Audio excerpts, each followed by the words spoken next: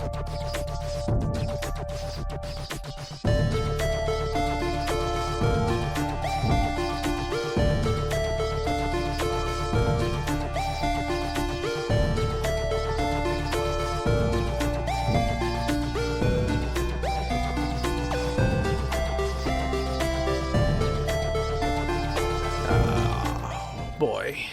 2 weeks and I'm tired. Hey, what's going on, everyone? Thank you for downloading the Retro Gamers. Larry here. And Anthony here. What's going on, buddy?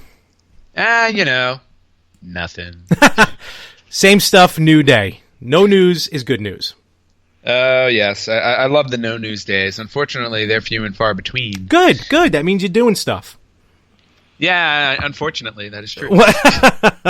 Hopefully all good stuff. Yeah, all good stuff. Life is good. I have a wonderful. Actually, it's not retro game related, but That's it is okay. video game related. But We're allowed to talk about anything. What? I said we can sometimes go a little off topic to begin the show. Yes, I know, because I have now officially gotten my very first writing credit in a video game. Ding, ding, ding, ding, ding. All right, yes, and announce to the world what game that is. Oh, that would be WWE 2K17 Sweet. for Xbox One, PlayStation 4, Xbox 360. And PS3, I think. And PS3, I believe. Yeah. So, yes, I was on the writing staff for that game. Awesome. And just real quick, was it fun doing the writing and stuff like that? Oh, yeah, I had a great time. It obviously was an extension to, my previous job, because at one point I was on the writing staff at WWE for a period of time. So the wonderful people at 2K Sports reached out to me and offered me an opportunity to write for their new promo engine in 2K17, which is a new facet for the WWE franchise. And so I had a blast. I got to write tons of promo lines, and now I can go pick up the game and just choose my lines that I wrote, if I can remember them. There you go. That's how. Well, congratulations, my friend. It's great to actually have your name. I saw it. I bought the game. I scrolled through the credits. Took about a song and a half to get to it, but finally it's saw worth your the name wait. come up. People, it's worth the wait just to see my name, even though you probably don't know me. And you're the first. And you're the first one on the list of that section too. So I am. I got top billing. Yeah, how about that? Wasn't even in alphabetical order. How about that? Yes, well, I think it might have been in alphabetical order by first name. but we won't worry about that. Some way, shape, or form, you're still on top. That's all that matters. Well, good. That's awesome. That's good. You'll see me at Comic-Con and other conventions soon. So you get a paddle. What did you do? Oh, I wrote some copy for a video game. That's right. I should send you a copy of the game and get it signed. Mm-hmm. Act now before my hands fall off. Or before your rate goes up. Yeah, well, there's that too. I may start charging. Awesome. Well, good stuff. So congratulations on that. Thank you, sir. And how are things with you? Good. Actually got back from Comic-Con. New York Comic-Con, that is. Yep. And I had an absolute blast. Just real quick, because there was a couple video game related stuff there. First of all, it renewed my love of going to Comic-Con. I'll get into that on More of the Same, my other podcast, plug. But what happened was some of the three cosplays in particular. I don't know if I sent you all the photos, but I put them on my social media. You sent me 3 photos. Okay, that was the 3 of them. Yeah, so it was a Majora's Mask Link, who really I wish I recorded, because he was really kind of in the motions and stuff. I'm moving. You can't see this. Only Rippo can. Only Anthony can. So, and what was the other one? Samus. You saw Samus, yep, and you saw the Jason kid. Yes, Jason from Friday the 13th NES, which that one, yes, which was pretty much all purple, including the mask for some reason. Yeah, well, yeah, it was purple and blue. It was very strange. Yeah, it was very odd. So that's awesome. That's awesome though that you saw that. Yeah, and then there was a ton of other stuff which I'll get into at another time. But I saw a couple of retro bins. Nothing to report back on. Just some people selling some old games. I've seen more in the past though, to be honest with you, as far as retro stuff. So beyond that, good time. Very cool. Yeah. Well, I'm sorry I couldn't be there for it. Nah, that's all right. Well, next time, maybe San Diego Comic-Con. That's my goal. I've yet to go to one. What? And, of course, if you want to see all my stuff, Larry Mormon here, More365. Check it out everywhere. Be that as it may, while waiting online, though, I had my DS with me, my 3DS, but I have some old school games on it from the Virtual Console. And some of them may not be as popular as some people may want to make them out to be. So I figure, like we were talking before, I guess you want to call them guilty pleasures. Kind of those games that you played that either were horrible or just like the topic of it you may not want to admit that you played. Yeah, no, there were obviously thousands and thousands of games out there, and not all of them are going to be good. But for some people, those games were appealing in one way or another. For all the for all the garbage that people throw at ET for destroying the the video game industry. I mean, I remember as a kid playing that game nonstop. I had no idea what I was doing because I was like 6 years old. Honestly. I'm like, but I remember sitting there playing that game all the time. So it's just those kinds of games where, they may not be the best, but for some odd reason you were hooked on them, or they appealed to you in some way. Just played them over and over and over again for no good reason whatsoever. Exactly. So, which is pretty much your whole collection, from what I understand. Look, at 89 NES games, I don't know how much for the other one, just 89 sticks in my head. And yes, not all of them are going to be gems. So, but I played all of them. Yes, never beat them either. Just a handful, that's all. I wasn't there to beat, I was there to have fun. Spoken like a true person who can't beat games, yes. Yeah, pretty much. But for me, like, kind of the guilty pleasures, I mean, one of the first ones that pops into my head, I don't know if you ever played Gilligan's Island for the NES. I never played that. You never? All right, good. It's a rough game to play. Basically, it almost plays like, I'm trying to think of another game. You ever play Platoon? Yes. Okay. Somehow it kind of plays the same as Platoon, as far as it's not really a side scroller. There's kind of a map system. You do move left to right, but sometimes you got to go up or down to move to like another part of, in this case, the island. Even on Platoon, kind of, sort of. And then it was 4 or 5 episodes, and you just had to go around the island, find different stuff. Of course, you never put in the boat together. It was you and the professor, and you run into snakes and whatnots. It was so bad. I just remember just playing it over and over and over again. Well, 20 years later, they made a game just like that called Lost. Yeah, pretty much. So, without anyone beating someone else over the head with a skipper hat. But I remember that one being, Gilligan's Island kind of being the first game. It's like, this is horrible, but I just kept playing it. I don't know why. It's had a kick out of it. Well, yeah, I mean, there's no... I really can't make up an excuse for you for playing that. I mean, so... well, let's wait for your list, so... Well, I was just going to say, games based on TV shows back then were just kind of impossible. They really were. There was nothing like... I don't think there was anything really noteworthy on it, except like you had a few gems here and there, like a DuckTales, Yes. That was actually a really solid game. But for every DuckTales, you had probably like 10 games, like a Gilligan's Island and stuff like that. But I already, I mentioned E.T. as one of my guilty pleasures for Atari. Mm-hmm. But going back to the NES days, I remember, and again, I mean, you think about it, we're kids and everything like that, so movies have a big influence on you, and I know we've covered movie games before, but probably one of the worst games ever made, Back to the Future. Ooh, I was just thinking of that one, yeah. I played that game nonstop. I didn't care that it didn't make sense that I'm running down a street where people are carrying glass and bees are chasing me, and there are girls with hula hoops all over the place and bowling balls, and none of it made sense. Bowling balls. Yeah, I mean, none of it made sense. None of it made sense. But that movie had such an impact on me. I did not care. I had to play that game, and I beat it many times, but I would always go back and play it, and for no reason whatsoever other than Back to the Future is probably one of my favorite movies of all time, so I loved playing that game. And consequently, I even played Back to the Future 2 and 3 on Sega Genesis. Oh, on Genesis, okay. I believe games. Sega Genesis, yeah, and it was, again, I mean, definitely not a good game, but just for the fact that it was based on the movies, I had to play them. So that's definitely one of the top of my list. And they were better games on Genesis than they were, because Back to the Future 2 and 3, which was one game, on NES. That's another one that I played. I had the original Back to the Future, but 2 and 3 I played a lot, and it was just, I didn't know what I was doing. It was almost a puzzle game. You had to find different parts in time and return it to the right times and do puzzles with them.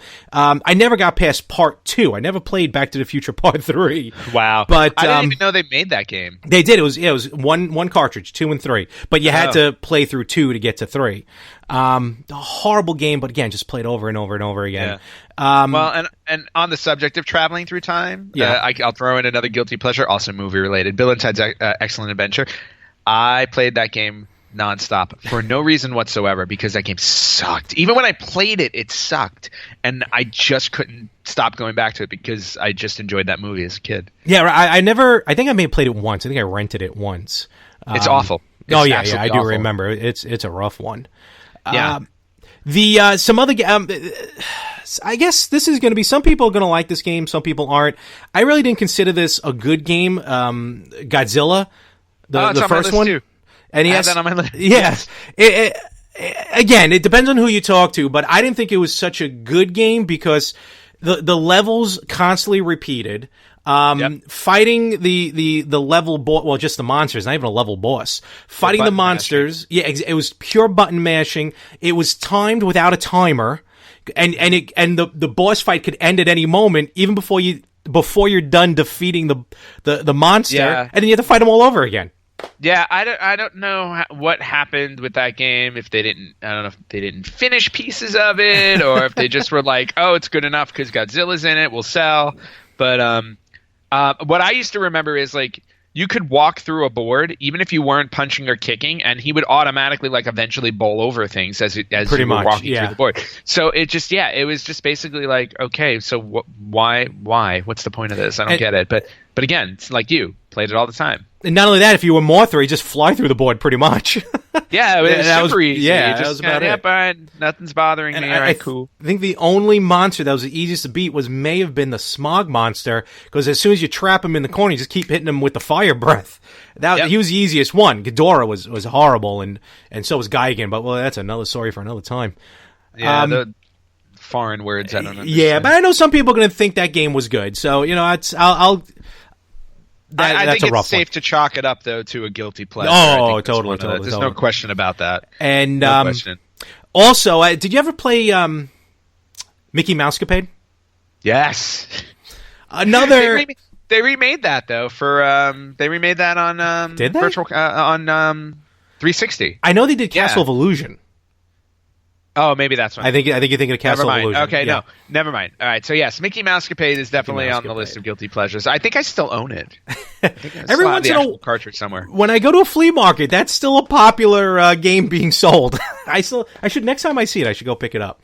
Disney. I'm sure Disney games, are considered a hot commodity. So I guess that kind of, if I remember, no, that was a bit side scrollerish. That really didn't play like Platoon. No, it was. It was side scroller. It was almost kind of like Goonies, where you had a level and you had one screen and then you moved up ladders to another screen and across. But what used to drive me nuts about that game is that you're walking around and Minnie Mouse is with you, but you have no control over her. She's just with you. And there would be sometimes there would be like a hawk that would come down or a bird that would come down and grab her. And it's like, and if you lost her, you died. And I'm like, why? I'm like, what? Did my heart break because she got taken? I'm like, what the hell is this? It used to drive me crazy. Yeah, and then a lot of the Disney games, even back. Let's face facts. It was the mid '80s, maybe late '80s. Guys played, boys played boy game, girls played the 3 girl games that were out there. So I don't think when we were younger it was kind of cool to play a Disney game. But no, I don't care. Chip 'n Dale Rescue Ranger, which I think was a good game, but I'll consider that a guilty pleasure because it falls in the Disney category. Yeah, no, I never played Chip 'n Dale. So great game. No, I never played that one. Yeah, but like I was saying before, I brought up DuckTales. I'm like, to me, DuckTales is not a guilty pleasure because everybody loved that game. That game was raved about. Chip 'n Dale, I don't remember. If my guilty pleasures, I think Disney wise, were more on the Super Nintendo. So like Okay. Aladdin and Lion King, which again, good games. They got good reviews, but considering my age at the time, I shouldn't have been playing those. True. And considering my age totally at the time, I played more Disney games on the PlayStation, PS1. As an adult. And there were some good games, don't get me wrong. Some good games, not all of them. The first Toy Story wasn't as good as maybe 2 or Buzz Lightyear Star Command. That one was a good one.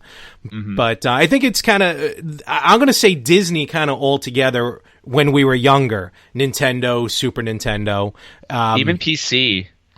See, I never really got into PC gaming. That's the whole thing. Did you have some guilty pleasures on PC?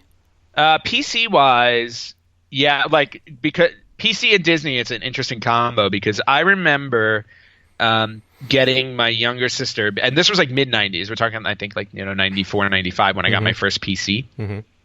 Got my younger sister the Beauty and the Beast video game. There you go. And it was on the hard floppies. The hard disk floppies, so it was like 3 or 4 floppy disks. Oh, okay, yeah. Not the large, the 3.5, not the 5 inch, the 3.5 inch. Yeah, okay. Yeah, the 3.5. So, and I remember Google it, kids. Like, Google it, kids. So, and I remember it was on like 3 or 4 discs. So, depending on what game you played, you put that disc in and you would progress. And for some odd reason, I found myself playing that game way too much. Really? Yes, and they were stupid things. They were not stupid things, but you know what I mean. They were designed for like a 6 or 7 or 8-year-old. But I don't know. There was something about the brainless activity of it, and maybe it was just because I had a computer. I was so excited to have a computer that I just played whatever I had. But I wound up playing that game for. I played that game enough that I would definitely categorize it as a guilty pleasure for me at that time. Way too long, way too often. Yeah, I mean, other PC games for me were more like I didn't play that many, and I don't know if any of them were guilty pleasures. I guess like Seventh Guest to me is definitely I'll talk about that all the time as one of my. That was a really solid game, but the sequel was awful. 11th Hour, okay. So that definitely was a guilty pleasure of mine. Sanitarium was another one that I really enjoyed. That would probably categorize as a guilty pleasure. So there were a handful of PC games. I don't play PC games now. Yeah. But yeah, I would call those guilty. Not to go on wrestling topics because we talk about wrestling all the time. Rampage Wrestling, which was a text-based pro wrestling game. That was a good game. I don't know. It was a good game, but that's a flat out guilty pleasure. It's like you don't even have a controller in your hand. You're reading text on the screen. I'm like, that's stuff of the 80s, But I couldn't stop playing that game. Oh yeah, that was awesome. That game rocked. Here's a game that definitely I don't know why I played so often. It was a horrible game. Definitely a guilty pleasure. Mario is Missing. I have that on my list too. So, I don't understand why I liked it. Maybe it was because Luigi was in charge for a change. Maybe that you know what? You're exactly right. Maybe because Luigi was the protagonist in the game, and he had to go around. Well, yeah, the name, there's really no burying the lead. Mario's missing, so you have to go and find him. Between that and Mario's Time Machine, I also had Mario's Time Machine. I did not play that one. Yeah, and to me, I guess now that I think about it, more Mario's Time Machine almost played like Carmen Sandiego. Well, I was just gonna say, actually, both of them kind of do. I have on my Super Nintendo list or Genesis list Carmen Sandiego because that was definitely a guilty pleasure of mine. What game that was on? I don't remember that on Super Nintendo or Genesis or both. It was on one or both, and I had it. But I remember playing it because it was also around the same time that the game show was on PBS. Game show ruled. Yes, with acapella.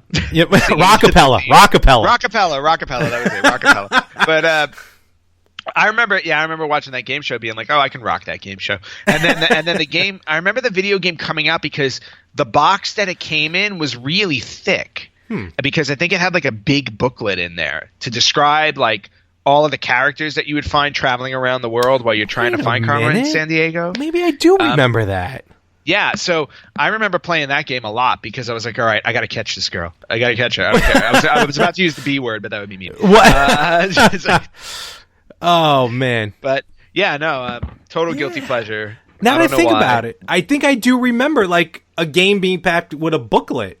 Maybe I had it. No, that was Carmen Sandiego. Robo-Crook. Oh my god.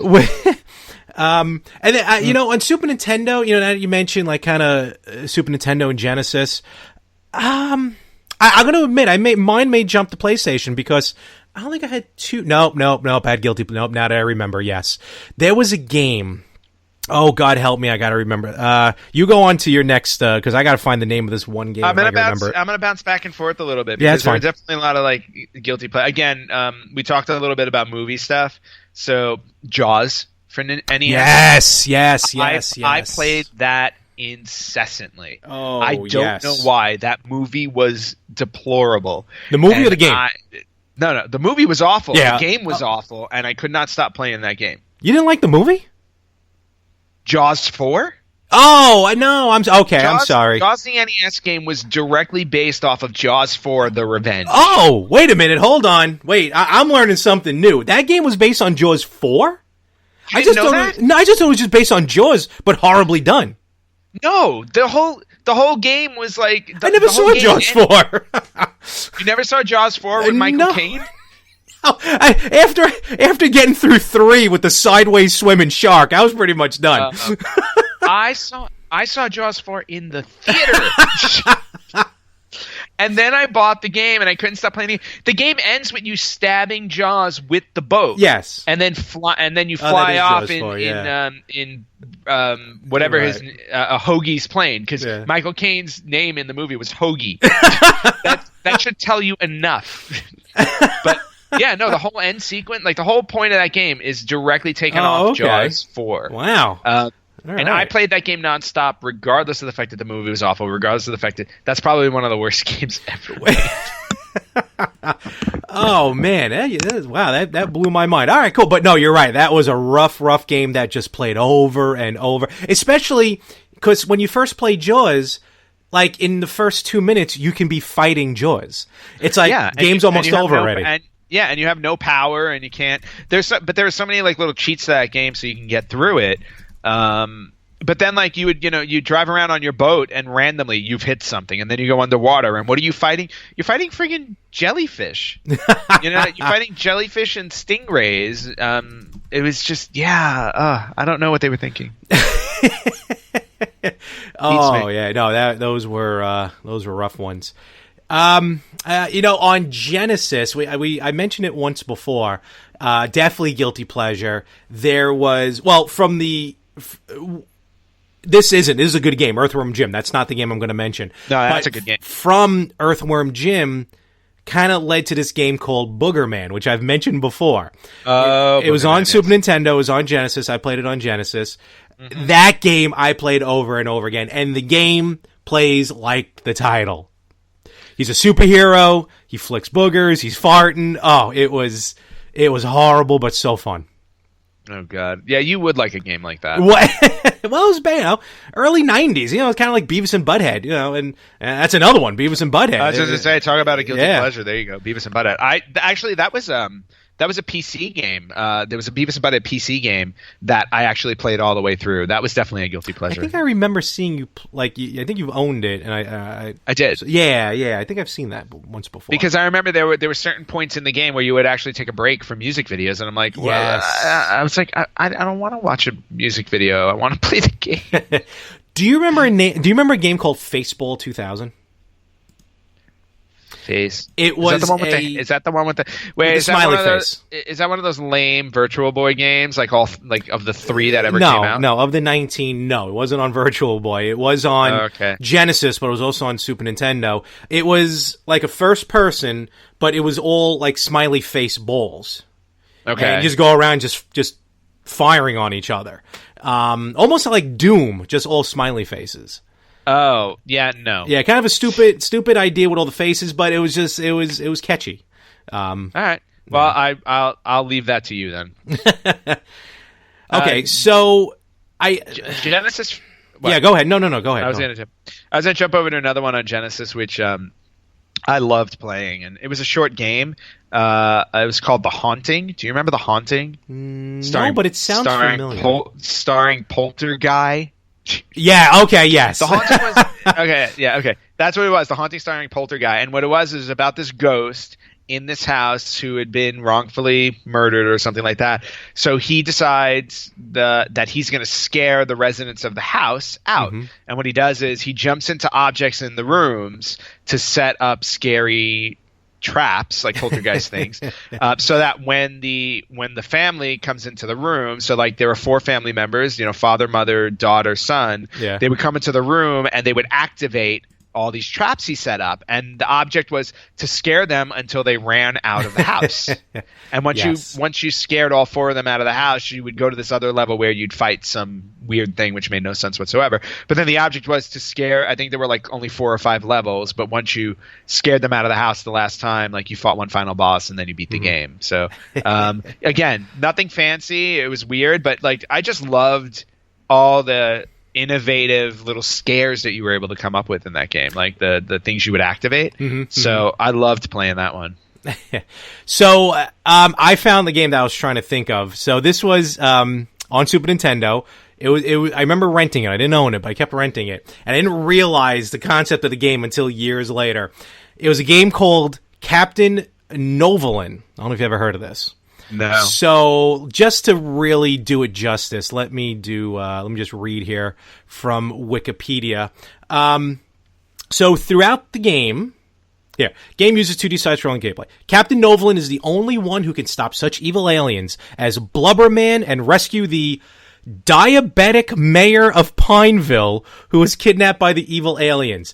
The superhero was a diabetic, and what you had to do is you had to go through, watch what you're eating, keep your blood glucose in a safe zone. It was an educational game for kids with diabetes.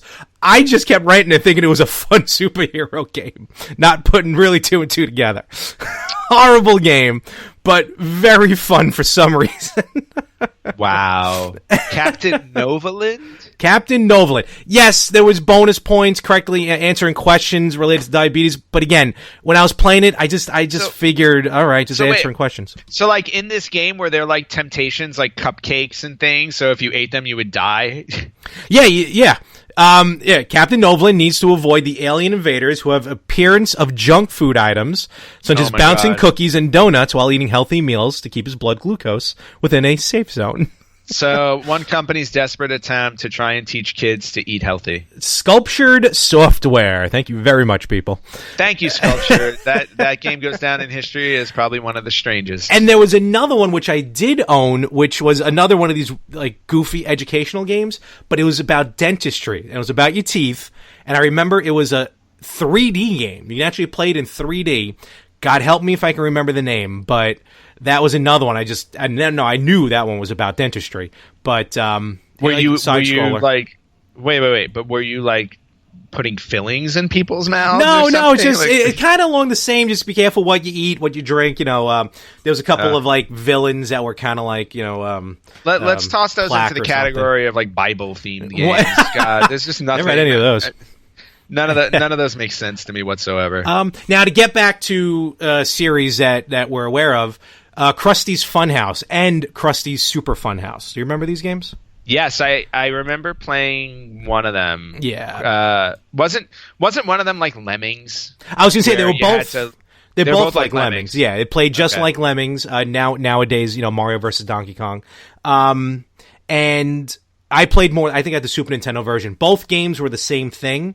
But I had Super Nintendo version. You have to set up the traps to get the mice out of the funhouse. The levels can get so frustrating. And the gameplay was kind of ho-hum. But it led to some enjoyable times and enjoyable gameplay to begin with. So, yeah, I remember playing that, and I liked it only because I liked Lemmings. Yeah. Lemmings was a really solid game. So it was just a blatant ripoff. Oh, totally. So yeah, a lot of the Simpson games are. Oh, they were. I was gonna say, because yeah. wasn't there the. I mean, it was popular. What was the Simpsons driving game that was basically Hit and Run USA? Simpsons Hit and Run. Hit and Run. No, that was like Crazy Taxi. Or not Crazy Taxi. Yes. That was it. And then you had Simpsons something, which was like GTA. Simpsons. I can't remember the name of it. Simpsons Wrestling, which was horrible. It wasn't until the Simpsons game that came out on like PS3 and Xbox that really then the Simpsons took off. But early on, like Bart versus Space Mutants. Space Mutants. Yep. And then there was what was the one? Bart's Nightmare. Yeah, I remember. Yep. I owned that one, and I remember playing through that one. That game was not good. I had both the games. I enjoyed Nightmare more than Space Mutants, but Space Mutants got so kind of glitchy near the end of the game. But for some reason, I kept trying to push through. Yeah, well, any game I bought, I would try and push through. I remember never beating Bart's Nightmare. I felt like no matter what you did, you were never gonna collect all of his homework papers, because that was the whole point. Yeah, right. With all those like different levels that you played through. Yeah, and then I guess for me, the most recent real guilty pleasure before I started realizing what I was buying would have to be played it all throughout college, Pokemon Puzzle League. Even though it was Tetris 2, which is a fun game, it was Pokemon, and I got the entire floor playing Pokemon Puzzle League in like tournaments and stuff. It was great. Sometimes I would mock you, but I still own it. Sometimes people would ask to mute the TV. I'm like, no, we got to know what's happening. So, but that was probably the most recent guilty pleasure as far as retro.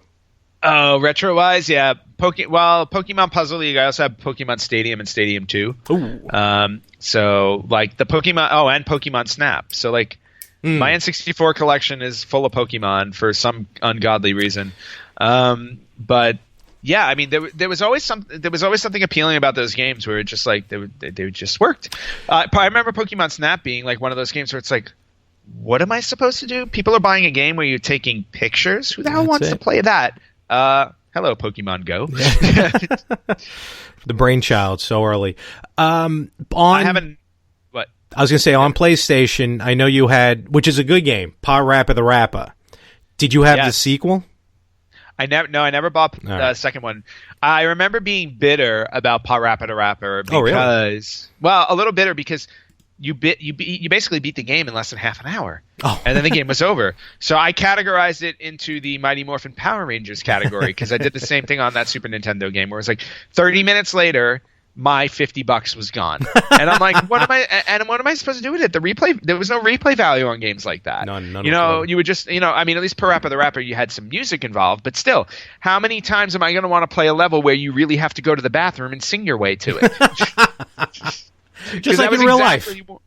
Yes, exactly. It's like, oh, there's a long line for the bathroom. Let me sing and cut. Good game, but it's a good segue into another game that not only I played constantly, but my younger sister and her friends played constantly, Bust a Groove. Ooh, Bust a Groove?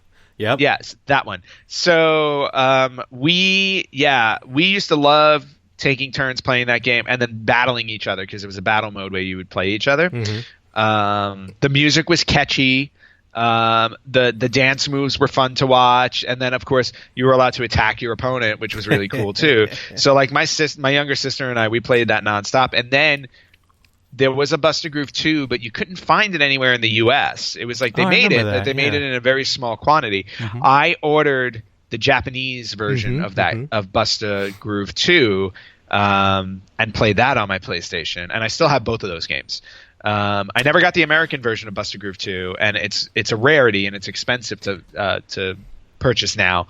But I remember like we had a great time playing those games, and definitely a guilty pleasure, no question. I know this game you're not even going to count as a guilty pleasure because I know you hate this game all through and through. But Sonic Spinball, I played that. No. Oh yeah, it's on you. I have that. It's on my list. All righty, no problem. I owned Sonic Spinball, and for God knows why, I don't know why I owned it. I really don't, because I would play that game for like 10 minutes, and I'm like, why am I playing Well, we kind of, back then, we bought games without really knowing about it just by the title. By then, every Sonic game was pretty good, so who knew Sonic Spinball would go off rail? Well, I mean, I think we could have probably assumed because it was a pinball game. That would have been like clue number one. It's like you're not playing through a regular Sonic side-scroller. You're playing through a pinball game.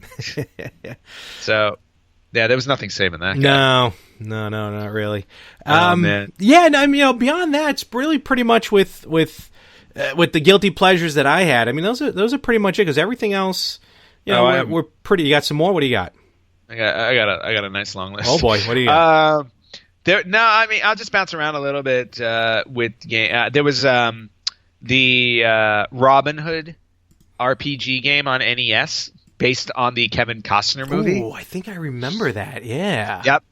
I played through that. I don't think I ever beat it. I remember making it to a certain point in the movie after their little hideout in Sherwood Forest gets burned down. That's somewhere where that's kind of as far as I got in the game.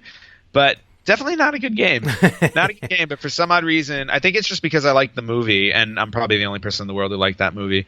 But yeah, I remember playing that on NES. I remember another one for Genesis or Super Nintendo, Scooby-Doo.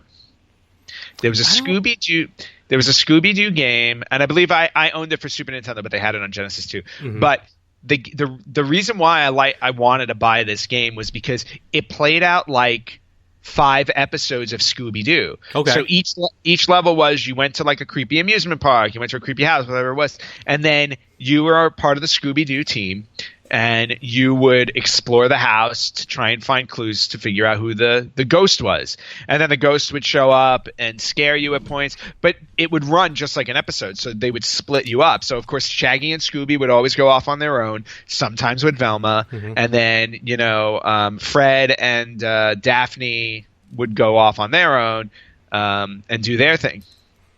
Again, one of those games. 5 levels, done in 20 minutes. It seems like a lot of the games based on cartoons or based on TV show cartoons were always like 5 levels long, or 5 episodes. Well, because what they did was they would get them out into the market, or at least this is my assessment. They would get them out into the market, and they would just base it. They would base their sales on the cachet of the show, because it's like, oh, kids love Scooby-Doo, so they'll buy the game, and by the time they realize that we stole $50 from them because the game's only 20 minutes long, who cares?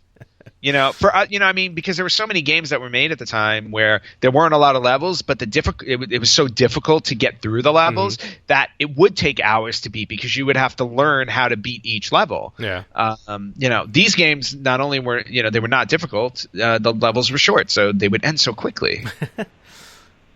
I'm sorry, am I bitter? I'm not bitter. No, I never got that at all. No, I never threw away money for crappy video games. You may come across it on your list very shortly, but we really haven't touched on N64 yet. Oh, for me? For either of us. I don't remember. Well, except for Pokemon Puzzle League. That was about the one, yeah. For me, the Pokemon games were a guilty pleasure. Like, most of the N64 games I got were based on successful franchises. Yeah, so, exactly.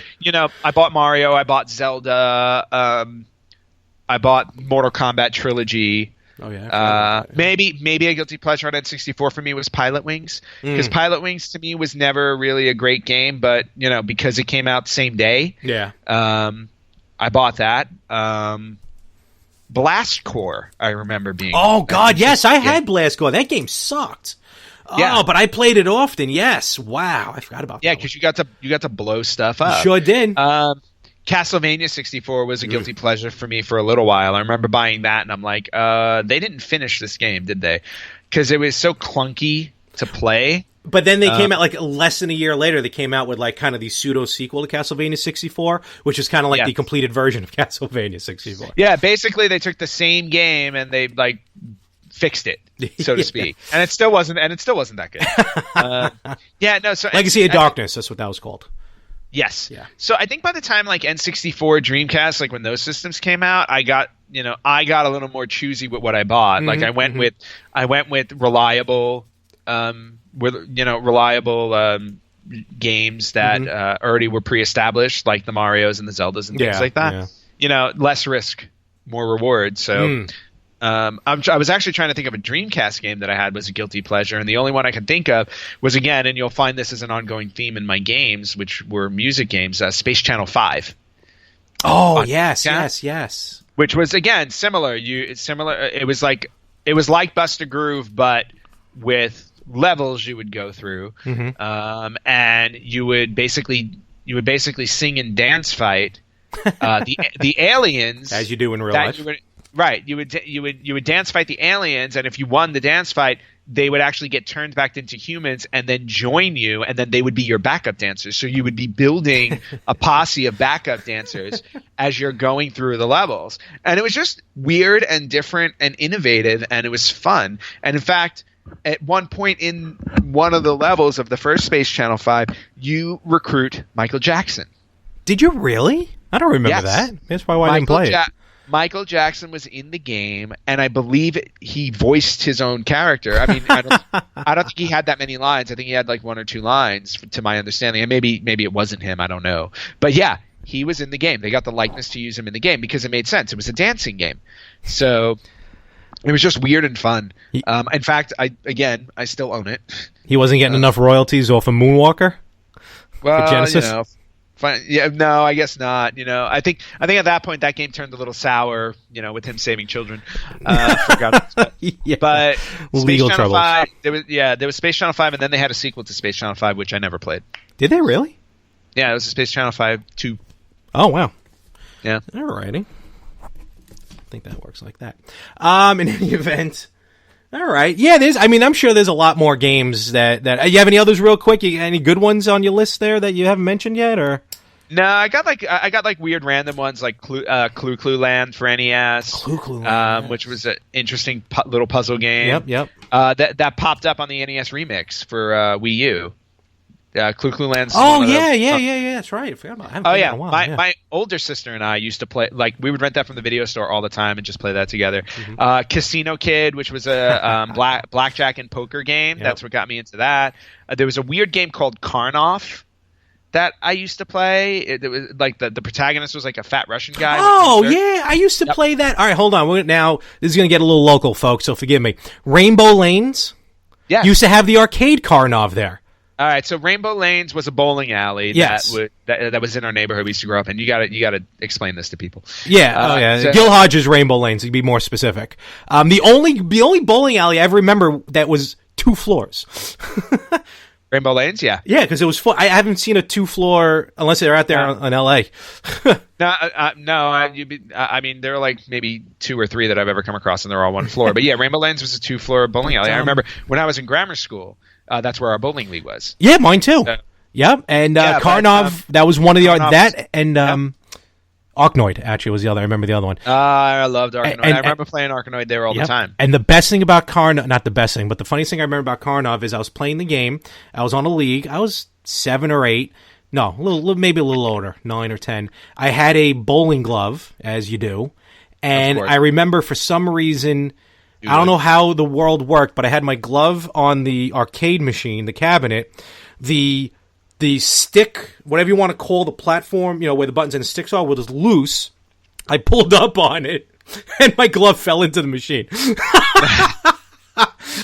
Nice. And I was too scared to tell my mother, so I just left. Well, first up, that's what you get for having a bowling glove at 7. Hey, listen, I wanted to bowl. All right, everybody listening, lesson learned. All right, if you have kids or if you are a kid, please don't. Please do not. As I get back into the sport. But yeah, Karnov definitely was a rough game, but a fun one that I definitely played often, both arcade and at home. Yeah.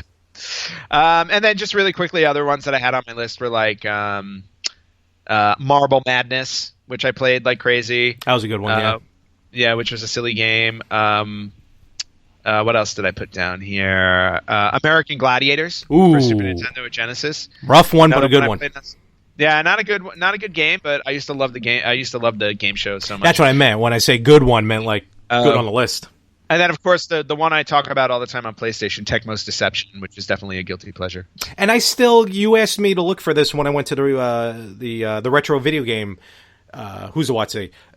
You got to show me a clip of this one day, maybe when we're done doing this show, because I don't remember. Did you own it when we hung out? Yeah. No, I owned it. I have no idea what happened to it, but I owned it.